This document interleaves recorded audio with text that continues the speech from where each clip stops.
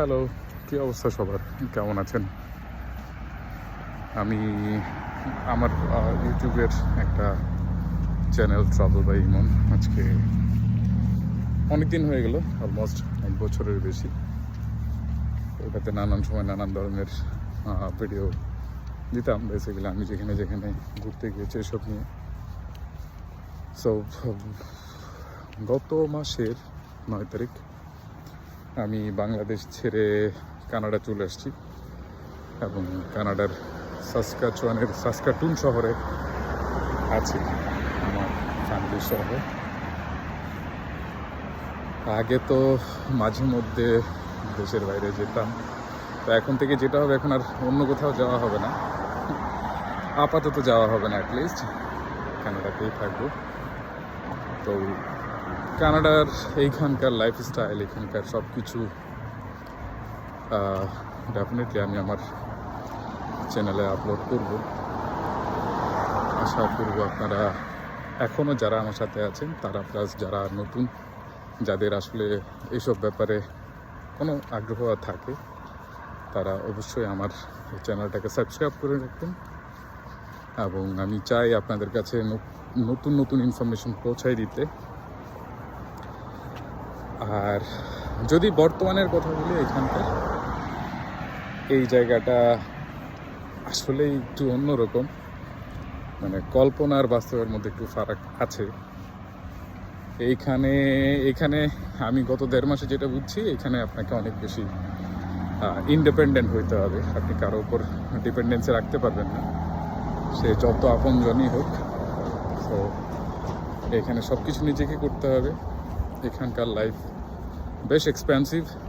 আমি এখন হেঁটে হেঁটে যাচ্ছি, আমার এখনও নিজের কোনো গাড়ি নেই।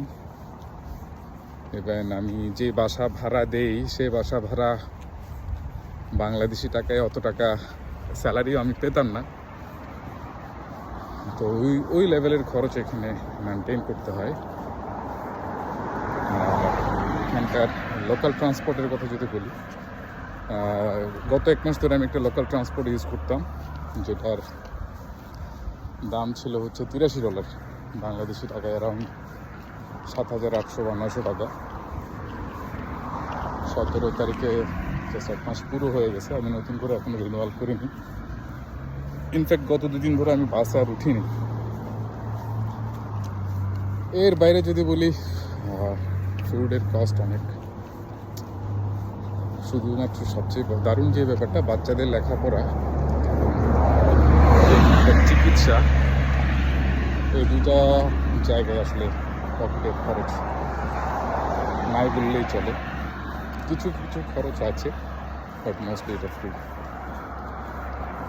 সো যেহেতু আসছি, বেশি দিন হয়নি, এখনও নতুন কোনো চাকরিতে আমি জয়েন করিনি। একটা কাজের কথা হচ্ছে একটা জায়গায়, হয়তো খুব শিগগির ওখানে কাজ শুরু করবো।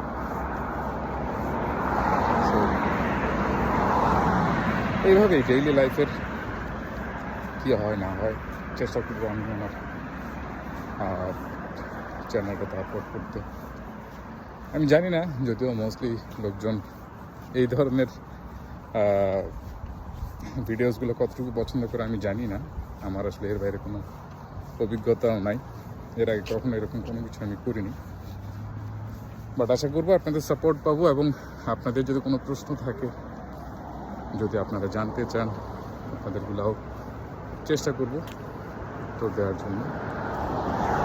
এখনও নতুন, এখনও অনেক কিছুই জানি না, এই জন্য অনেক কিছুই বলতে পারি না।